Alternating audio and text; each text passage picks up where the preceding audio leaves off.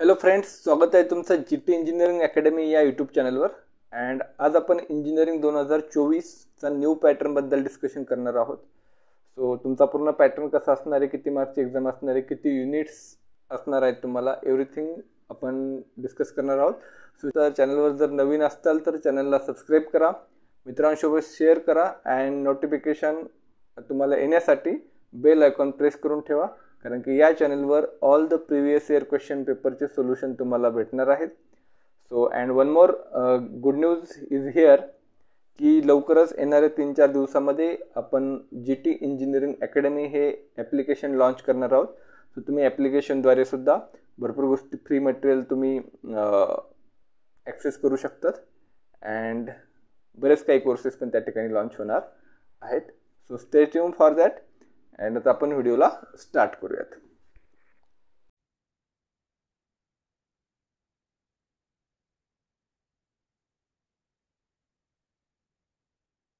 So तुमचे subject कोणते असणार आहेत? सो तुम्हाला 5 सब्जेक्ट राहतील. ठीक आहे. सो अशा प्रकारे तुमचा पॅटर्न राहणार आहे. तो पहिला जो सब्जेक्ट कॉमन सब्जेक्ट आहे तो म्हणजे आपला हा इंजिनिअरिंग मॅथमॅटिक्स 1 अँड त्यानंतर आहे इंजिनिअरिंग मॅथमॅटिक्स 1. त्यानंतर तुम्हाला एक तर फिजिक्स राहील किंवा केमिस्ट्री राहील. आता एका कॉलेजमध्ये जेवढे पण डिव्हिजन असतात सो त्यातल्या अर्ध्या डिव्हिजनला कन्सिडर करायचं. सपोज तुमच्या कॉलेजमध्ये 10 डिव्हिजन आहेत. सो 10 पैकी 5 डिव्हिजनला फिजिक्स राहणार, 5 डिव्हिजनला केमिस्ट्री राहणार. सो या दोन पैकी एक सब्जेक्ट तुम्हाला सेमेस्टर 1ला अँड दुसरा सब्जेक्ट तुम्हाला सेमेस्टर 2ला राहणार. त्यानंतर basic electronics and electrical engineering ह्या दोन पैकी एक राहणार. सिमिलरली 50% डिव्हिजनला इलेक्ट्रॉनिक्स राहणार, 50% डिव्हिजनला इलेक्ट्रिकल राहणार. त्यानंतर आता या ठिकाणी थोडंसं चेंज आहे, ग्राफिक्स आणि मेकॅनिक्स. ओके. सो तर ग्राफिक्सचा पेपर 2019 पॅटर्न मध्ये 50 मार्क्स असायचा, बट आता 2024 पॅटर्न मध्ये ग्राफिक्सचा जो पेपर आहे तो असणार आहे 70 मार्क्स साठी. सो ग्राफिक्सला ऑब्लिक आहे मेकॅनिक्स. याचा अर्थ असा आहे की काही स्टुडंटला 50% डिव्हिजन जे आहेत त्यांना ग्राफिक्स असणार, बाकीच्या स्टुडंटला मेकॅनिक्स असणार पहिल्या सेमिस्टरला, अँड सेकंड सेमिस्टरला ज्यांना ग्राफिक्स होतं त्यांना मेकॅनिक्स राहील, ज्यांना मेकॅनिक्स होतं त्यांना ग्राफिक्स राहील. त्यानंतर आता नवीन एक सब्जेक्ट या ठिकाणी दिसतोय, फंडामेंटल ऑफ प्रोग्रामिंग लँग्वेज. मागच्या बॅचसाठी PPS नावाचा तुमचा पेपर होता. सध्या तो फंडामेंटल ऑफ प्रोग्रामिंग लँग्वेज या नावाने आला आहे. तो पण 100 मार्क्सचा पेपर आहे. सो त्यानंतर वर्कशॉप राहील तुमचं, 3-4 दिवस असतं ते वर्कशॉप. त्यानंतर कम्युनिकेशन स्किल अँड को करिक्युलर कोर्सेस. आता यामध्ये जर बघितलं तर तुम्हाला क्रेडिट सिस्टम समजणं गरजेचं आहे बघा, की क्रेडिट किती आहे. सो प्रत्येक पेपरचं क्रेडिट असतं. सो काही पेपरला 3 क्रेडिट असतं, काही पेपरला 4 क्रेडिट असतं. सो त्यानुसार. ठीक आहे. सो तर नेक्स्ट, त्यानंतर फिजिक्स केमिस्ट्रीला 4 क्रेडिट आहे, इलेक्ट्रिकलला 3 क्रेडिट आहे, त्यानंतर मेकॅनिक्सला 3 क्रेडिट आहे, PPL ला 3 क्रेडिट आहे, वर्कशॉपला 1 आहे, अँड कम्युनिकेशन स्किलला 2 आहे, को करिक्युलर कोर्सेस साठी 2 आहे. सो तुम्हाला टोटल 22 क्रेडिट्स आहेत. ठीक आहे. सेमिस्टर 1ला 22 असणार, सेमिस्टर 2ला सुद्धा 22 क्रेडिट्स असणार आहेत. सो त्यानंतर आता नेक्स्ट जो आपण पाहणार आहोत की तुमचे एक्झाम कशी असणार आहेत किंवा बाकी सगळ्या गोष्टी. स्वतः आपण नेक्स्ट पेजवर जर गेलो तर त्या ठिकाणी तुम्हाला दिसेल की तुमचे 70 मार्क्सचा एंड सेम राहणार आहे. अँड कसं शेड्यूल राहणार हे सेमेस्टर 2चं आहे सिमिलरली. ओके. सो मॅथमॅटिक्स 1 मध्ये तुमचा जो पूर्ण 100 मार्क्स असणार आहेत किंवा जे टोटल मार्क्स असणार आहेत ते कसे सांगतो. तुम्हाला 30 मार्क्सचा CC राहणार आहे. CC म्हणजे काय आहे, तर CC म्हणजे आहे कॉम्प्रेहेन्सिव्ह कंटिन्युअस इव्हॅल्युएशन. काय आहे कॉम्प्रेहेन्सिव्ह कंटिन्युअस इव्हॅल्युएशन. आता यामध्ये तुम्हाला टीचर्स मे बी तुमच्या युनिट टेस्ट घेऊ शकतात, मे बी तुम्हाला ट्युटोरियल्स देतील किंवा असाइनमेंट देतील. तो टीचर्सच्या हातामध्ये हे मार्क्स असणार आहेत. सो टीचर सोबत तुमचं रिलेशन हे चांगलं पाहिजे. अँड वन मोर थिंग की तुमचं अटेंडन्स पण ठीकठाक पाहिजे, म्हणजे खूप खराब नको, जेणेकरून टीचर्सला हे समजलं पाहिजे की बाबा स्टुडंट हा रेग्युलर आहे किंवा डेडिकेटेड आहे, सिन्सिअर आहे. That's it. ठीक आहे. सो ते तुम्हाला 30 मार्क्स असते. ते डिपेंड आहे तुमच्या कॉलेजवर, तुमचं कॉलेज कशा प्रकारे याला देणार आहे. सो मला तरी असं वाटतं की युनिट टेस्टला पण ऍटलीस्ट 50% तरी ते कन्वर्ट करतील. जेवढे मार्क्स तुम्हाला युनिट टेस्टला भेटतील 50% त्या बेसिसवर असेल अँड 50% तुमचे अटेंडन्स अँड ओव्हरऑल तुमचं बिहेवियर त्यावर राहतील. नंतर एंड सेमिस्टर जे आहे तर तुम्हाला इनसेम या सेमिस्टरला नसणार किंवा तुमच्या पॅटर्नमध्ये इनसेम नसणार आहे. फक्त कॉलेजची युनिट टेस्ट राहील अँड त्यानंतर एंड सेमिस्टर राहील 70 मार्क्सची अँड 25 मार्क्स आहे टर्म वर्क आहे. सो तुम्हाला आता 70 मार्क्स पैकी पासिंगसाठी किती मार्क्स लागतात? एंड सेमला जर तुम्हाला पास व्हायचे तर तुम्हाला जे मार्क लागणार आहेत ते लागणार आहे 28. ठीक आहे. तुम्हाला मार्क किती लागणार आहे? तुम्हाला मार्क्स लागणार आहे 28 मार्क्स. पासिंगसाठी 28 मार्क्स तुम्हाला लागणार आहेत.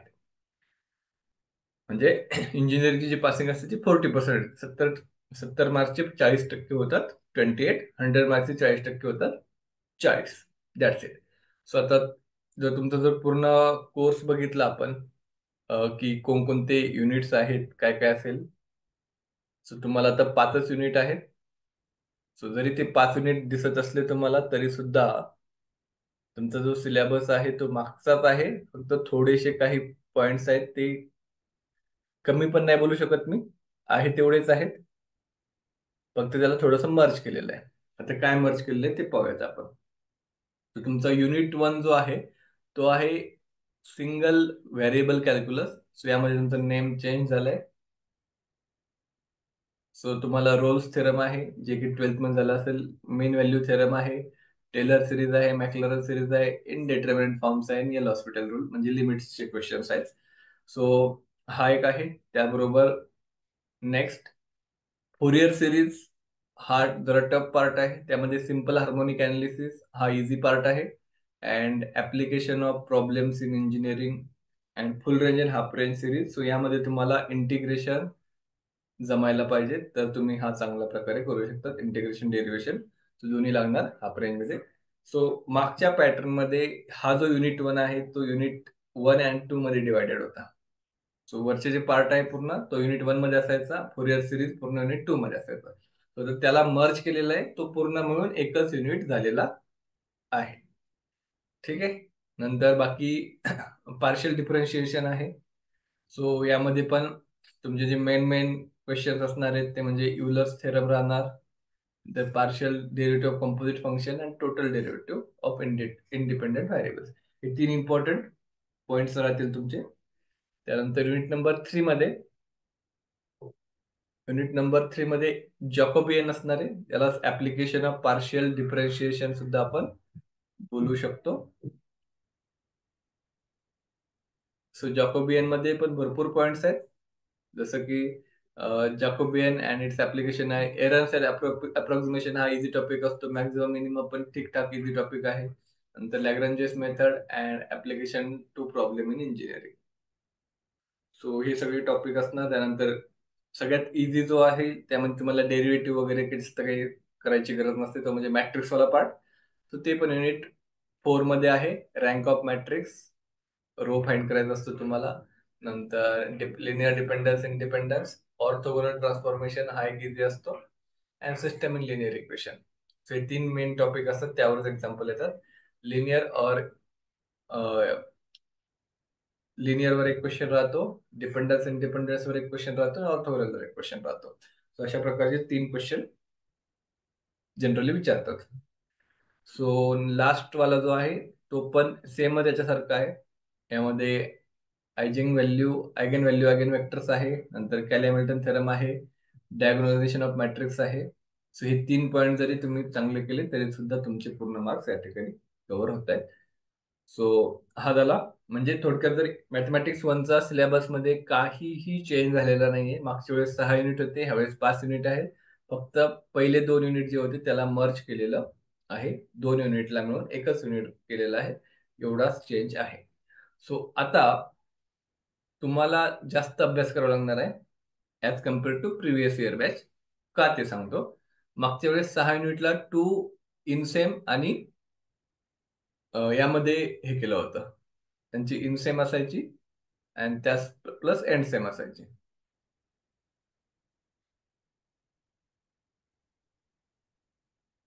ठीक आहे. सो यामध्ये 2 युनिट असायचे आणि यामध्ये तुम्हाला असायची बघा 4 युनिट. ठीक आहे.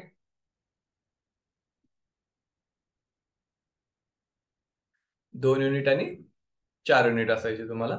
सो मागच्या बॅचला इझी का पडत होतं, त्याचं रिझन हे होतं की आधी 2 युनिटचा अभ्यास केला, पहिला 1.5 महिन्यात एक्झाम असायची, तर ते 2 युनिटचा विषय संपला. मग फक्त एंड सेमला 4च युनिटचा मला अभ्यास करायचा आहे. ठीक आहे. 70 मार्क्ससाठी 4 युनिट करायचे. सो ज्या पण स्टुडंटला 70 पैकी 50-60 ज्यांचं जे काही टार्गेट असेल ते अचीव्ह करायचं असेल, ज्यांना पास व्हायचे 40 मार्क पडायचे, काही काही असे पण स्टुडंट असतात की ज्यांचं काही मोठं टार्गेट नसतं, मला फक्त पास व्हायचे, मला फक्त 30-35 मार्क पडायचे. सो त्यांच्यासाठी इझी होतं की तुम्ही 3 युनिट जरी केले तरी सुद्धा तुम्ही पास होऊ शकत होता. बट आता तसं नाहीये. आता तुम्हाला 5 युनिट आहेत. तो 5 युनिट पैकी जर तुम्ही 3 युनिट केले तर याचा अर्थ असा होतो की तुम्ही फक्त 40 मार्कचं प्रिपरेशन केलेलं आहे. सो आता तुम्हाला ऍटलिस्ट 4 युनिट तरी पासिंगसाठी सुद्धा 4 युनिट करावं लागणार आहेत. सो तेव्हा मग तुम्ही इझिली पास होऊ शकता. तर तुम्हाला एकत्रितपणे सगळा अभ्यास करायचा आहे एंड सेमच्या वेळेस. सो हे थोडंसं डिफिकल्ट आहे. एवढं पण डिफिकल्ट नाही आहे, बट तुम्हाला हे अडॉप्ट करावं लागेल. अँड मला आठवते की ज्यावेळेस मी इंजिनिअरिंग करत होतो त्यावेळेस तर खूप जबरदस्त पॅटर्न असायचा. म्हणजे मी 2014 पास आउट आहे. सिंहगड कॉलेजवरनं माझी इंजिनिअरिंग झालेली आहे, प्रोडक्शन डिपार्टमेंटमधून. अँड आम्हाला 100 मार्क्सचा पेपर असायचा. 6 युनिट आम्हाला ऍट ए टाइम द्यावं लागायचे. म्हणजे कॉलेज युनिट टेस्ट असायचे प्रत्येक 2-2 युनिटवर. अँड एंड सेमेस्टर आमची 100 मार्क्सची असायची. अँड 6 युनिटचा अभ्यास करावा लागायचा. राईट. सो सिमिलरली तुमचा पण असाच पॅटर्न आहे, फक्त तुमचा एक्झाम जो आहे ती 70 मार्क्सची असणार आहे. आमची एकदम 100 मार्क्सची होते. सो खतरनाक वाला डेडिकेशन पाहिजे असते पूर्ण सेमेस्टरचा अभ्यास करण्यासाठी, एकाच वेळेस पेपर देण्यासाठी. ठीक आहे. सो तुम्हाला त्याची सवय ठेवावी लागेल अभ्यासाची. अँड त्यानंतर हा झाला तुमचा पूर्ण मॅथमॅटिक्स 1 साठी. आता बुक्स कोणते घेतले पाहिजेत, तर तुम्ही लोकल ऑथरचे बी बुक घेऊ शकतात. असं काही नाही, कोणते पण बुक घ्या. त्यामध्ये प्रत्येक आताचे नवीन एडिशन जे बुक आलेत सगळे PYQ क्वेश्चन त्यामध्ये अवेलेबल असतातच. सो तुम्ही ते घेऊ शकता. अँड न्यू बॅचसाठी मी लाईव्ह लेक्चर स्टार्ट करणार आहे.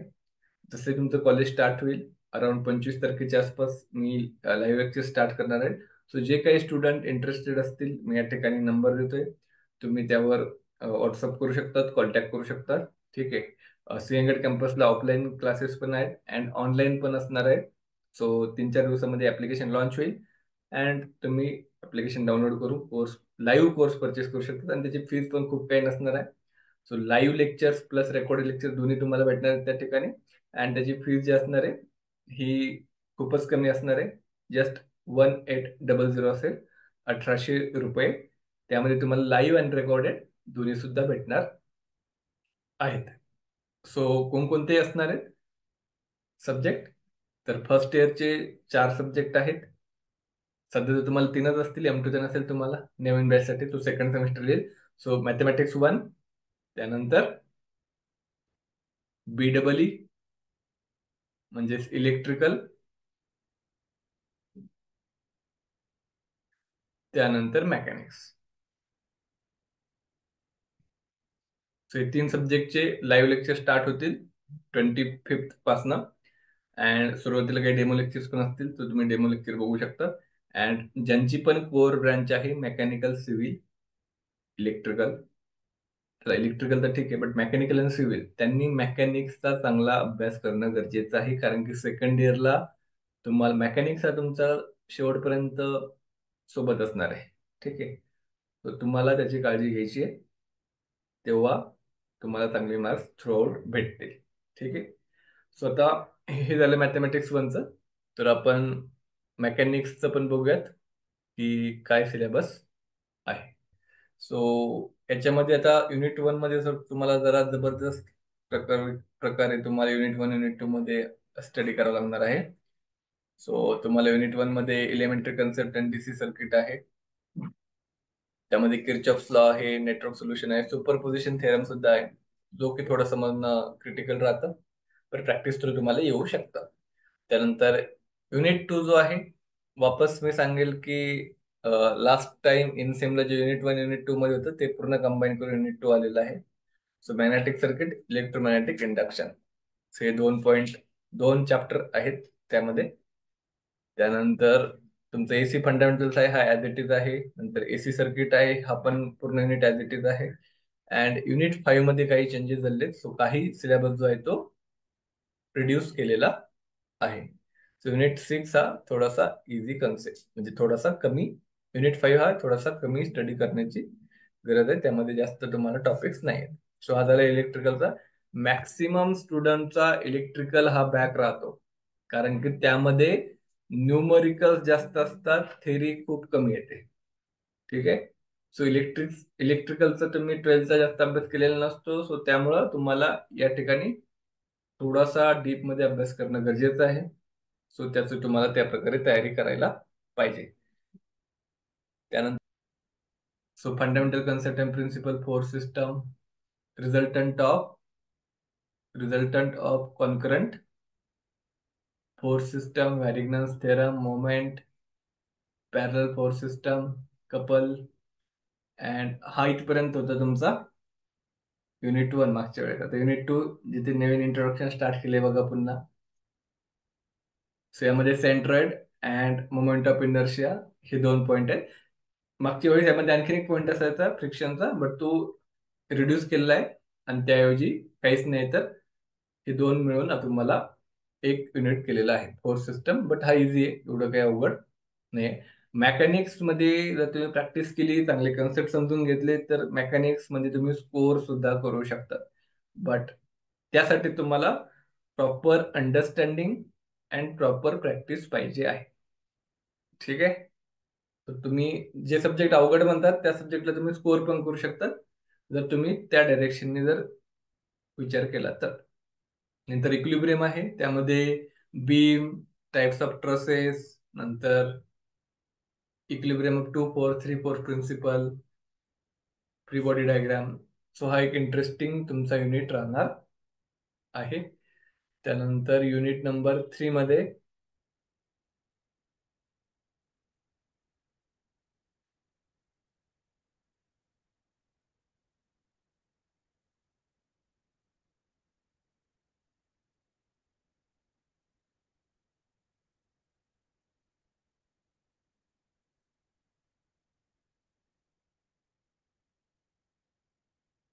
तो युनिट नंबर 3 मध्ये फ्रिक्शन अँड ट्रसेस दिलेला आहे.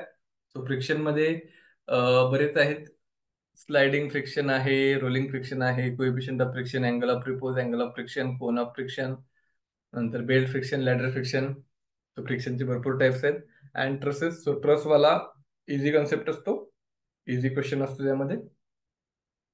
अँड आता यामध्ये मागच्या वेळेस एक पूर्ण युनिट असायचा ट्रस केबल फ्रेमचा.